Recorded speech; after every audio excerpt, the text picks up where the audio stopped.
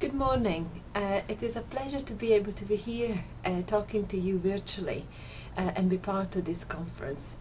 I'm Laura Colucci-Gray and I work in the School of Education at the University of Aberdeen. The title of my talk is Repositioning and Revisioning Science Education. I'm a science educator, part of this interdisciplinary team that is looking at the transition from STEM to STEAM, if such a transition exists, and I want to look at the role of science and science education in particular. So my talk is structured with two provocations and a small invitation. So first of all, I'd like to start with the question, why STEM for a start? I'm interested in the use of language in particular, and my background being actually in phenomenology and symbolic interactionism. So I am actually intrigued by the way in which this word STEM, which in itself doesn't really mean very much, has actually become so common, so popular, and is almost used as a proxy to indicate science education, to talk about science education more widely. So in itself, STEM is not just is more than just science. It is the combination of different scientific disciplines. So it's quite encompassing, and it's a big term that's supposed to do a big thing. It is also a relatively new term. I think it first appeared in the early 90s in one of the American Association for the Advancement of Science documents. So its appearance is very much linked to the rise of science and technology as the main propellers for the capitalist economy, and we know well the features of this type of economy: intense resource use, both human resources and natural resources, and commodification of knowledge and services. So we can identify clearly very strong economic drivers in the rise of STEM education. And as Richard will have said, STEM is not a homogeneous concept at all, but actually it seems to be that conduit between these larger economic sphere and the educational sphere. And indeed, at times, the power of the discourse around STEM education is so strong that from a science education perspective, it does feel like an agenda or even a mandate for society.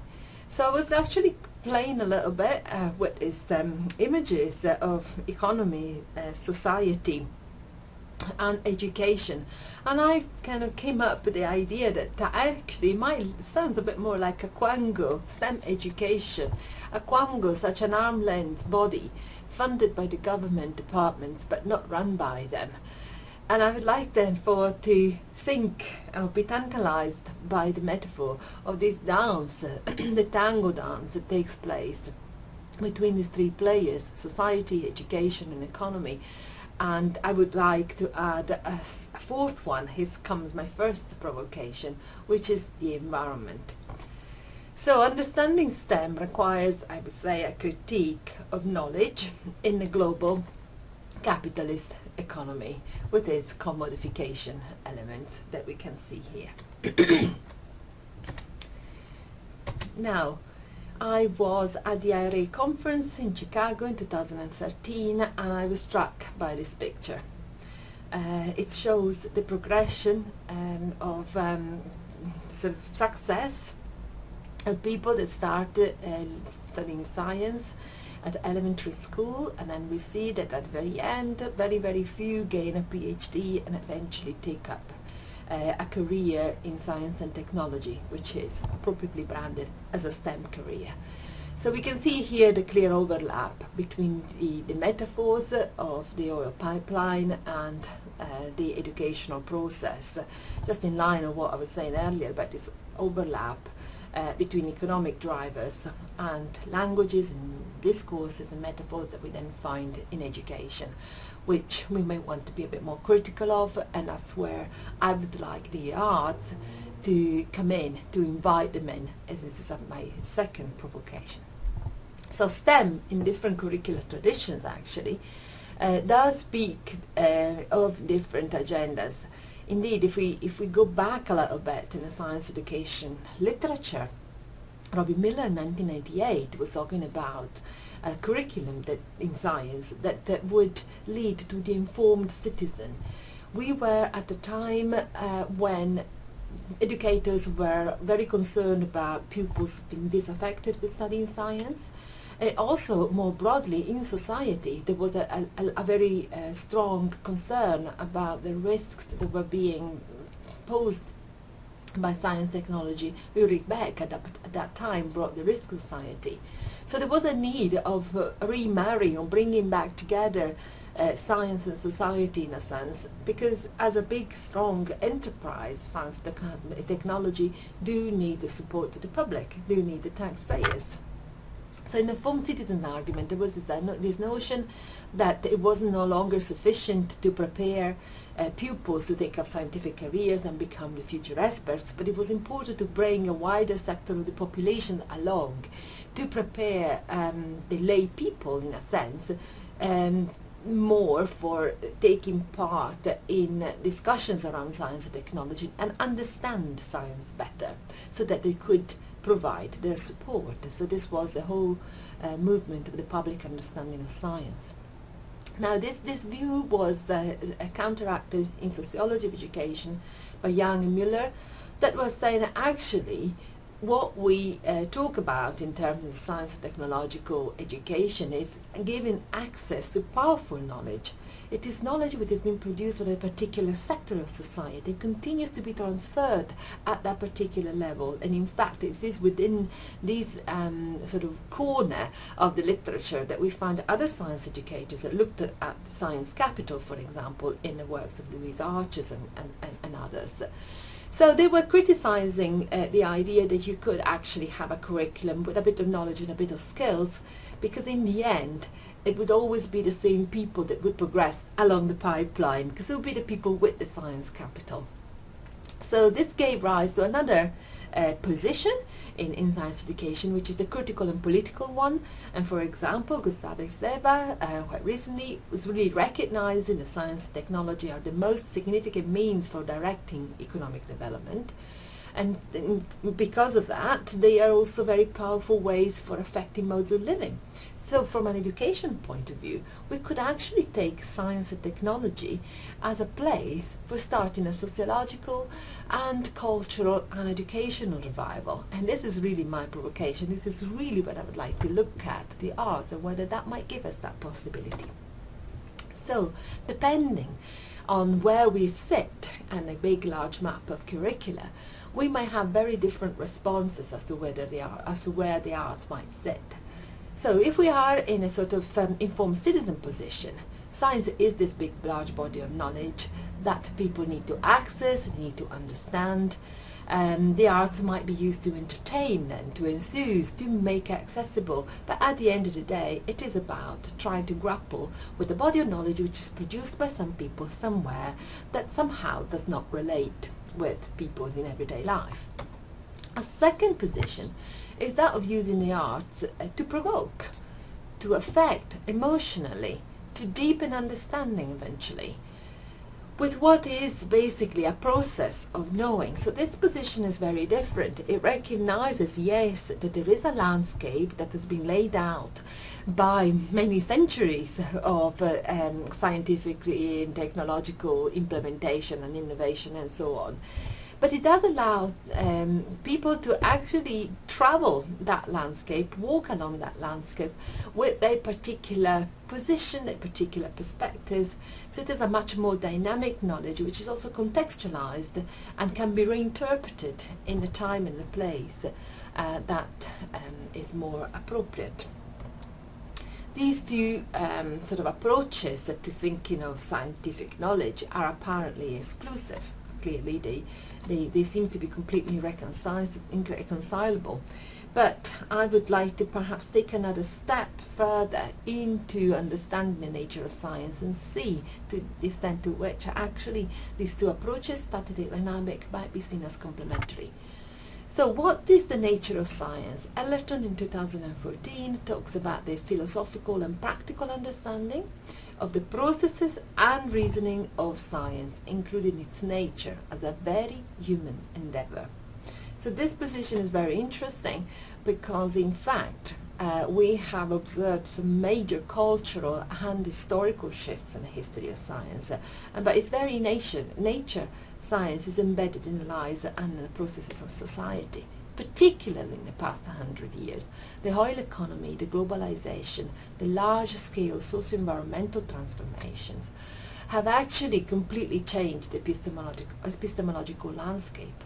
What we are seeing is the rise of technoscience, and the shift from description to embodiment, and another important move from facts to perspectives, and I'm going to deal with these progressively in the following slides. In the first instance, the rise of technoscience has been illustrated by Don Hyde, that says in 2012 that we no longer separate science and technology, but it's by means of the technology that we have at hand that we progressively make our inroads into the world, and we change it and we discover it and we describe it as we go along. So any knowledge we produce, a kind of body of knowledge, static knowledge that we saw in the earlier picture, is actually an ongoing transformation.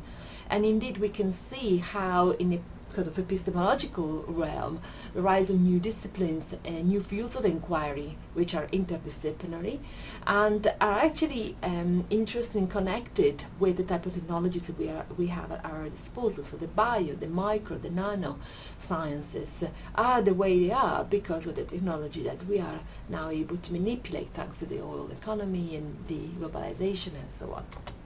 Now, science, Don Hyde says, is fundamentally embedded in technology, and he goes further in saying that the instrumental apparatuses are in themselves forms of knowing, and noticing here the knowing, meaning this kind of ongoing process. And as forms of knowing, they embed in their construction the cultural and value assumptions of the maker. This is an important point, because in itself, basically, the technological apparata are framing the position of the observer, and they can give us very different types of knowledge, very different experiences. This is an example of Robert Boyle's air pump. It was dealt with actually by Donna Haraway in 1997. And this is where she actually says how the technology is in fact a material technology. It's not abstract, but it does interact very much with the environment that's surrounding the technology and the person. It is a literary technology, for it enables a transfer of knowledge beyond direct experience, and it is also a social technology because it establishes the conventions and protocols for empirical research. And in particular case here we can see the sort of reductionist approach, this idea that you can study the air by encapsulating it within a bubble in this way is actually a material technology, because it separates, it frames a particular portion of reality, which is a material reality. We also have the process of objectification, because we can study these things by looking at it as separate from us, and therefore the separation between the observer and the phenomenon. Now, another important aspect here is power and perspective. Indeed, technoscience operates at very large scales, and it is linked to economic and geopolitical interests. You can see here in the pictures this idea of reductionist and objectification. A portion of reality, the biological material, the water in this dam, is separated from everything else. But of course, in these large-scale implementations, it's not just a single scientist behind the technology or the technoscience, but there's a whole team of people, and these are a whole stack of interactions amongst people in very different roles, experts and lay people, consumers, taxpayers, and so on. And indeed, each one of us will have a very different perspective depending on the power situation in which we are located. So we will have an experience of these developments that will be very different depending on who we are, and I would say depending on the power trajectory that we are traveling. Some people go as far as saying that there is oppression and oppressors and oppressed in these pictures. Other people who just simply say that clearly the benefits and the risks are not equally distributed. In actual fact, everybody, as part of this large laboratory where technoscience is operating, which is the whole earth, everybody should have a stake, and there should be an interaction, a dialogue amongst a multiplicity of perspectives. So, The important point I'd like to bring home here today is this the knowledge shift from the descriptive to the phenomenological. So don't hide or saying we are no longer investigating the growth of pure knowledge, but the workings of a technology which mediates our understanding of the world. So at this point, we should then be very critical and very careful with the ways in which we are observing this world. In fact, the work of Heidegger at this point comes in handy, where he would say that in a shift to from the descriptive to the phenomenological, what changes is the fact that we are tending to an ongoing flow. But of course, as soon as we give a name to this flow, as soon as we try to label this experience, we are putting the flow to a halt. So we are interrupting it, we are encapsulating it. So the trick here, the critical attention here, is that of paying practical attention to practical questions of method, which are concerning the ways in which we experience the world, the ways in which we're framing it. And this is a bit of an example of sort of a small activity I did with students in higher education, first-year students that are studying to become teachers. I asked them to take a picture of things around them that they would commonly associate with science or technology. And here we go, the kettle, making a cup of tea so much easier and faster, the airplane, the way in which she associates the aeroplane with the possibility of moving in space as well as in time from Stockholm to Aberdeen. So we can see how the science technology here are framing. These are objects, but they're also processes. They're framing the experiences of reality, and they are redirecting the flows of energy and materials around us. This is another example. It's a girl walking along the beach. She's looking at the boat in the distance, and she reflects on how the boat impact on her, because her dad works in the oil industry. My family relies heavily on that job, so the boat is like a proxy, is another filter to relate with the natural resources and with the economy. And then again, another example is a girl walking along the river, and she becomes suddenly and acutely aware of the weather as a filter, as a material technology again that interacts with her perception. So in this sort of sets of examples, we see the value of embodiment and the ways in which through our body we can experience the world very differently, and how these technological objects or the natural factors are actually playing an active role in shaping our perceptions and the words we use and the images we produce for ourselves. So not only scientific knowledge is embodied, therefore, but it also embodies a particular way of viewing the world. So we need to be very, very aware of the role of the observer, the experience of this observer, and the overall context, not as something is being overlaid, but as very much as something that's around us, that we interact in every possible way. In this sort of different configuration, which is much more dynamic, then STEM is not just a bundle of different subjects, and STEM education is not aimed at the delivery of disciplinary knowledge, but it moves progressively to something which is a bit more like a process, STEAM. And we can see also here in the acronyms that there is a change. STEM, the part of a plant, the limb of something, to STEAM, which is very much an activity, isn't it? What arises out of interactions. So a process of knowing. Something that we interact with all the time, which is embedded in culture, time and place. It is very much linked to the transformation of resources, stories and myths and metaphors of human society. And this is where I would like the arts to come in. Would the arts then bring us a better awareness of ourselves? Could they help us to fine-tune the understanding of ourselves, our beliefs and ideas, the ways in which our bodies move in space or are impacted by the movements of others? How is our knowledge mediated by perceptions? And most fundamentally, how is power distributed in this big, large landscape of technoscience? I would provoke and I would invite the arts as well to become fundamental to the teaching and learning about the nature of science. Thank you very much.